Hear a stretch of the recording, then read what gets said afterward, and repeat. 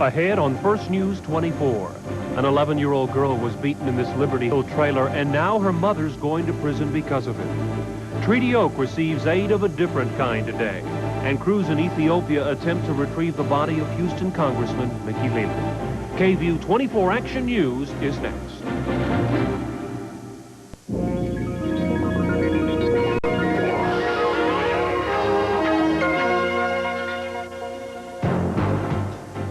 Good afternoon. It's 5 o'clock, and this is First News 24. A Williamson County woman is headed for prison for beating her daughter with a rock. It was an incident that shocked the community of Liberty Hill 5 months ago. Early on the morning of March 14th, 42-year-old Barbara Shaw told neighbors she had killed her daughter by beating her in the head with a rock. But the child, 11-year-old Blanca Cooper Avery, did not die. In fact, she recovered quickly from her injuries. Today, Shaw went to State District Court in Georgetown to plead guilty to a charge of injury to a child with a deadly weapon. Prosecutors agreed to the plea bargain, calling this a very unusual case. Barbara Shaw said that she was under the delusion or belief that her husband exerted some evil influence over her and the child. She felt it would be better for both of them to die than to live under that evil influence. Although she could have been sentenced to life in prison, Shaw was sentenced to 25 years, and she could be eligible for parole in about 6 years. Capital Metro directors will decide in the next few hours whether to adopt a random drug testing policy for its employees. Now, currently, Capital Metro tests only if it has reason to believe one of its workers is using drugs. But new federal regulations will penalize the Transportation Authority if it does not adopt a random testing program. It's a measure that does not sit well with many employees. But I don't think that anybody has the right to come up to me and demand to draw blood from me just because, you know, it's a new law. I have to keep my job. I got to take the test. The new Department of Transportation regulations mandate random drug testing for any transit authority that receives federal funds. Already, the national branch of the union representing Capital Metro workers has filed a lawsuit challenging the regulation. It was one of the most controversial projects in the city's history, a plan to build a plant that would transform waste into energy. Just last year, on a split vote, the Austin City Council decided to scrap a plan to build the waste-to-energy project that would look similar to this one in Saugus, Massachusetts. It was supposed to cost $80 million, but public outcry about the cost and about environmental concerns led the council to terminate those plans, but not before investing more than $16 million. This afternoon, a plan has surfaced to sell the design plans and some of the already purchased equipment to the Nashville Thermal Transfer Corporation, which is an entity of the city of Nashville. They will get the boiler and a lot of the components that had been purchased. We have certainly not acquired the entire waste-to-energy plant, but the boiler and the plans, the engineering drawings, which would really give them a leg up, if you will, to get started on their plant, and would be very cost-effective for them. So we would be recouping a little over 55–60% of our cost in that. Now, the Nashville deal has not yet been finalized. Tomorrow, the Metro Nashville Council will vote on the proposal. Plans could be finalized by this October.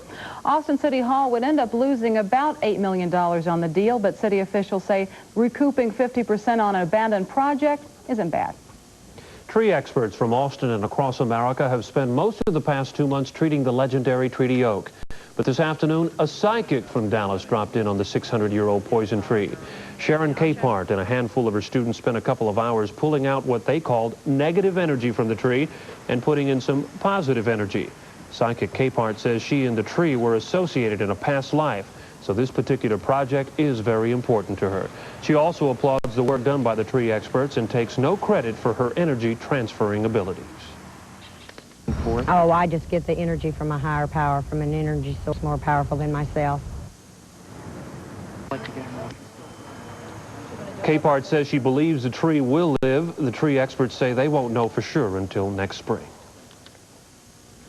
Family, friends, and staff continue to mourn Mickey Leland. The Texas congressman died in a plane crash in Ethiopia. The wreckage of his plane was found on Sunday. The pastor of Leland's church in Houston has praised the late congressman as an extraordinary man who died in the service of the less fortunate. About 650 people attended last night's memorial at St. Anne's Church. Some Houston politicians are now quietly trying to decide who should fill Leland's congressional seat. One possibility raised is that the job be taken by Leland's widow, Allison. And bad weather today stalled efforts to recover the bodies of Texas Congressman Nikki Leland and 15 companions in Ethiopia. Rescue teams were grounded for a better part of the day. Leland's plane plowed into a mountainside at cruising speed. Officials believe the plane crashed the same day it took off, August the 7th. Helicopters will go out again tomorrow. The victims will be brought back to the U.S. in about 2 to 3 days. Still ahead on First News 24 are some insurance companies shortchanging customers on drug and alcohol treatment programs. Another U.S. congressman dies in a plane crash just hours after Mickey Leland's aircraft was discovered. And in HealthCast, a new heart procedure helps clear up blocked arteries. First News 24 with Judy Maggio, Ron Oliveira, and Troy Kimmel.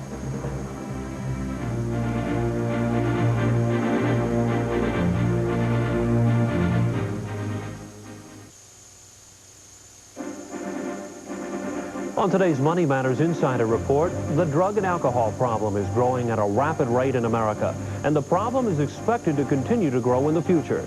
To get help for those addicted costs money. How much it costs and who pays may surprise you.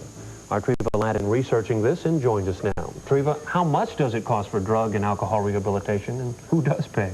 Well, the average cost at a detoxification center here in Austin runs from $400 to $600 a day. And if you have a relative that needs help, you may have to foot the bill. It's tough enough to learn that your child or spouse is addicted to drugs or alcohol. You beg, you struggle, and you finally persuade them to get help, only to learn in the middle of their treatment that the insurance policy you've been paying on all these years won't foot the bill. Here's the story of one family, and it's a good example of why many addicts end up back on the street. Zachariah and Patricia Elrod have just picked up their son Damien from the Drug and Alcohol Rehabilitation Center at Charter Lane, and they are angry. They say their insurance company, Blue Cross and Blue Shield of Massachusetts, stopped paying for 13-year-old Damien's substance abuse treatment after 25 days, even though Charter Lane said, and their policy stated, they had insurance coverage for 60 days. We had a staffing with the doctor and with all his therapists, and they said, you know, we're really concerned about your son. And they said, you know, your son needs 8 weeks of therapy, you know, like unequivocally, he needs 8 weeks. And as soon as the insurance company started backing down, then I felt like their therapy program started backing down as well. A letter from Damien's psychiatrist at Charter Lane, dated August the 4th, stated Damien needed 6 to 8 weeks of treatment. 6 days later, Damien was discharged. Now Damien is unpacking and settling in at home. And since Blue Cross Blue Shield only paid for 25 days, his family is stuck with a $6,000 tab for 2 additional weeks that Damien stayed. Still, he didn't even get to complete the 8-week program, and his family is worried. The Elrods aren't the only family that has faced this problem with insurance companies. It used to be doctors would make the evaluation and insurance companies would pay, but no more. Now insurance companies make their own evaluation and many times stop paying while the patient still needs further treatment. Experts say this is a growing problem. It's become a growing trend among insurance companies today to use management companies in other states. This management company in another state determines that the services are not needed. The company will then use that as a basis for denying further coverage. Charter Lane refused to talk with us about the case, and Blue Cross Blue Shield would not return our phone calls. Oh, you made this an OT? Yeah. As for the Elrods, they are working on Damien's addiction problem together, since their insurance policy didn't cover what it promised. The executive director of the Faulkner Center, Frances Ham, says what has happened is that some detoxification centers have abused the system by keeping people in when they really didn't need the treatment. That has caused many insurance companies to institute their own evaluations and other cost containment measures. So what's happening now is that these addicts are being tossed back on the streets before they're really fully recovered. But Treva, doesn't the insurance company actually send a team of members to come look at this patient and see what they need before they deny the treatment? When Ms. Ham from the Faulkner Center says what happens is these decisions are made over the phone. There is no in-person diagnosis, and many times they are done by clerks with no medical background. Sad situation. Thank you, Treva. The Consumer Product Safety Commission has announced a recall this afternoon of 250,000 hair dryers they say pose a potential electrocution hazard. The deadly combination of hair dryers and water-filled bathtubs and sinks kill an estimated 17 Americans every year. The products being recalled are the Palm Air Air Pro 2100 and 1900, Mustang MU 2100, Major Styling Dryer Model 1250, and Mini-Mate Hair Dryer. Now, if you do own one of these products, you're urged to return it to the place where you bought it for a refund or a replacement.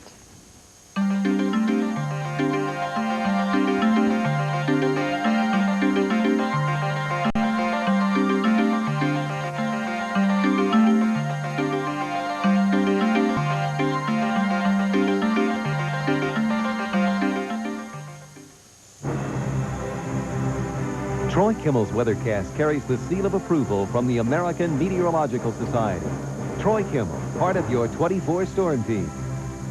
These nice cool temperatures have continued. How much longer? Well, you know, the cloud cover is what's really held the temperature down somewhat. We really didn't anticipate, we expected more rain than we saw today. Still some out there. We hope for some rain over the next 24-hour period. But in the long run, to answer Ronnie's question, probably over the next couple of days, temperatures will continue at least slightly below normal. In fact, the 6 to 10-day outlook, which came out this afternoon, indicates temperatures will stay below normal during that period of time as well. So enjoy it. Outside now around central Texas, a mostly cloudy sky. Yes, there are breaks in the overcast, and there is a little bit of sunshine around, but there are also a couple of showers around, and we'll show you that on radar in just a few minutes. In the capital city at 5 o'clock, under that mostly cloudy sky, the current temperature holding at 90 degrees. The humidity at 39%. Winds are out of the southeast about 8 miles an hour. Those winds have been variable this afternoon. Out of the north at times, then back to the southeast. That's due to shower activity, which has been present up to the north of us most of the day. And our pressure right now is fairly low and lowering at 29.93 inches of mercury. High temperature today in the capital city, officially up 94 degrees. The morning low down to 70. And no rainfall picked up at the National Weather Service office since the midnight hour. Our sunset time, pollen count, I just forgot about that. It's been a while since we've seen that. The mold count in today being the top count, according to Austin Allergy Associates, is about 2,000 particles per 1,000 liters of air, and our weeds and grasses as you see them there.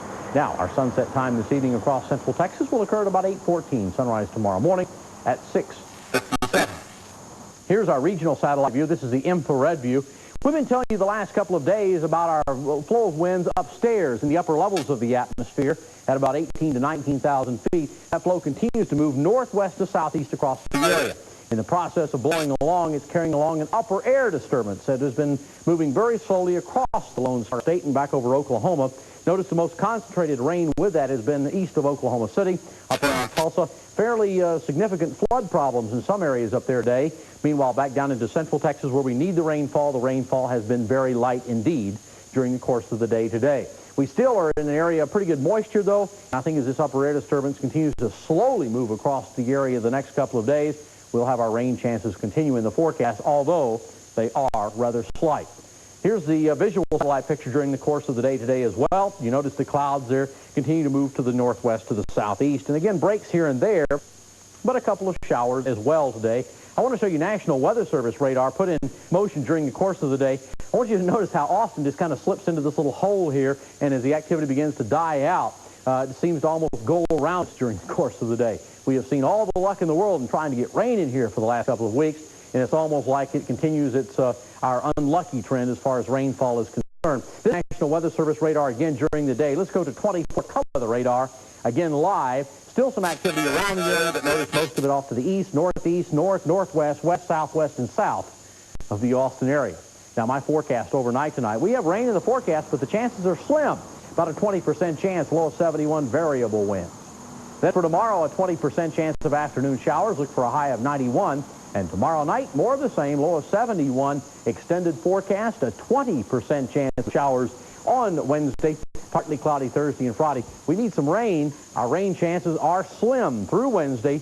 But at this stage of the game, at least slim rain chances are better than nothing. Let's hope it gets some. Washington, D.C. has been rocked by the loss of another member of Congress today. Less than 24 hours after rescuers found the wreckage of Mickey Leland's plane in Ethiopia, search teams today found the bodies of Congressman Larkin Smith of Mississippi and his pilot. Smith was a first-term congressman. He was elected last year to fill the seat vacated by Trent Lott. Smith's plane crashed in a wooded area about 15 miles southeast of Augusta, Mississippi. The Republican was returning from a Little League game in Hattiesburg. Noting that sometimes nature fails the farmer, President Bush today signed a nearly $900 million disaster relief bill. Bush praised the bill for providing relief to those hardest hit by drought and floods. Bush had persuaded Congress to trim the package from an earlier $1.3 billion version passed by the House. Bush also says the new bill will reward those farmers who bought crop insurance. Reports from South Africa indicate President Peter Botha resigned today after losing a power struggle with the ruling National Party. In a nationally televised speech, Botha said he had been forced to resign by his cabinet because they no longer listened to him. Botha led South Africa through 11 turbulent years of racial violence and political confrontations. F.W. de Klerk succeeds Botha as National Party leader. Coming up next on HealthCast, clearing up clogged arteries. We'll tell you about a brand new treatment now available in Austin. Clogged arteries are a common medical problem in this country, but now modern technology is making it much easier to get rid of the plaque that's blocking those arteries. Today on HealthCast, to look at an exciting new procedure called an atherectomy. It's different from catheterization procedures of the past because it uses a specialized catheter that does more than compress the clogged artery. Radiologist Douglas Schwegel performed the first atherectomy in Central Texas at Austin St. David's Hospital last week. Schwegel says this new procedure goes one step farther because a cutting device is included in the catheter. Once it's inserted, the plaque can actually be shaved off the artery and removed from the body. The first patient in the Austin area to undergo the procedure is quite pleased with the results. 74-year-old Carl Hobbs had pain in his legs for years due to blocked arteries. A few days after the atherectomy, he was walking 2 miles. From my point of view, it's very exciting because there's a lot of old men that are in my same condition. And doctors do stress this is by no means a cure-all for clogged arteries. It's just one part of a treatment program. Plus, this procedure is still in its infancy. The Food and Drug Administration is still investigating its use on coronary arteries. The confirmed cases of whooping cough in Austin now stands at 35. This marks the second major communicable disease epidemic to strike this year in the Travis County area. Austin was hit by a measles epidemic earlier this winter. The whooping cough outbreaks indicate a low level of immunization in our community, pointing toward the very real possibility of more diseases hitting our city. The Travis County Health Department asks that you call this number on your screen, 469-2118, for more information on where to take your child for immunizations. You know, normal everyday problems can add stress to a family relationship, causing members of the family to become dysfunctional. Our Dr. Red Duke explains and tells us how to deal with problems within the family. You know, something's always going wrong with these cockeyed things just when you need them most, and you need a quick fix. Problem is, families also malfunction, and it's not so easy to get them fixed quick. Chrissy, she got that job. Say now, please. It's usually the normal, everyday problems that cause the family system to show signs of breakdown, like financial problems, simple conflicts about unmet needs, or whatever. Say right now, okay? But the members of the family simply don't have the skills they need to deal with these problems, like honest communication of feelings, respect for each member's feelings about anything, or clear rules about the establishment of each person's boundaries. A dysfunctional family is a family where things aren't working very well for them. People are uncomfortable in the family. It's not a happy place to be. You don't want to go there in the evening. You dread it. Children don't want to go home from school. There's just something in the family that doesn't feel right to the members of the family. In this situation, everybody in the family feels bad, but the adults hide their feelings, so only the members know how much the grown-ups are hurting. But kids are a lot more honest and don't hide their feelings, and one may start to show symptoms of the family stress. The child's grades may drop, or the youngster may misbehave, run away, or even suffer serious depression. So you've got a whole family that's dysfunctional, but it's this problem child who becomes the scapegoat and gets taken to the therapist for a quick fix. Now, next time we'll talk about how to solve some of these family problems. From the University of Texas Health Science Center, Houston, I'm Dr. Red Duke. Still ahead on First News 24, we'll tell you about a record breaker at the Paramount Theater next. More local news is coming your way today at 6. Dick Ellis is in the newsroom with a preview. Dick? Thank you, Ron. Coming up on KVUE-24 Action News at 6, a San Marcos recycling project may be headed for some snags. Residents say the program should help get rid of pollutants and cut down on the number of landfills, but some people disagree on who should run it. And we'll tell you about a new device that detects the number of bugs in wheat destined for food production. In sports, the Southwest Conference football season is just around the corner, and Hugh Lewis will join us live from Memorial Stadium to tell you how the Texas Longhorns are gearing up for the season. Also in sports, Payne Stewart talks about yesterday's dramatic win at the PGA Championship, and Hugh will also bring you the story of an NBA first-round draft pick who committed suicide. Join us for these stories and all the day's news, weather, and sports on KVUE-24 Action News at 6. Ron and Judy? Thank you, Dick. Last year at this time, Austin's Paramount Theater was in jeopardy of closing its doors for good. But residents and businesses came to the rescue. And today, more proof that Austin supports the arts. The Paramount opened in 1915 as a vaudeville house. Later, it was a premier movie palace and has been used to stage touring Broadway shows and numerous local productions like this. But when Austin's economy started hurting a few years ago, so did the Paramount. A fundraising drive was started, and slowly but surely, money started trickling in. Today, the theater received a big boost when Electronic Data Systems Corporation donated $25,000 to the Paramount. This is the largest corporate gift in Paramount history. This city of Austin now is challenged individually to reach out and make contribution to this Paramount Theater and to save it. It is a jewel of cultural entertainment, and it ought to be preserved so that we'll have the best of programs right here in the city, in the best city in Texas and perhaps the United States.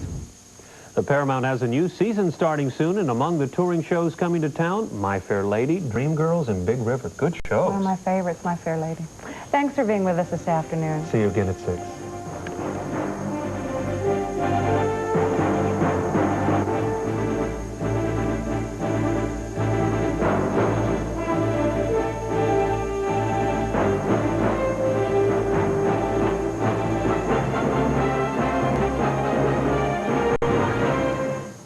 From ABC, this is World News Tonight with Peter Jennings.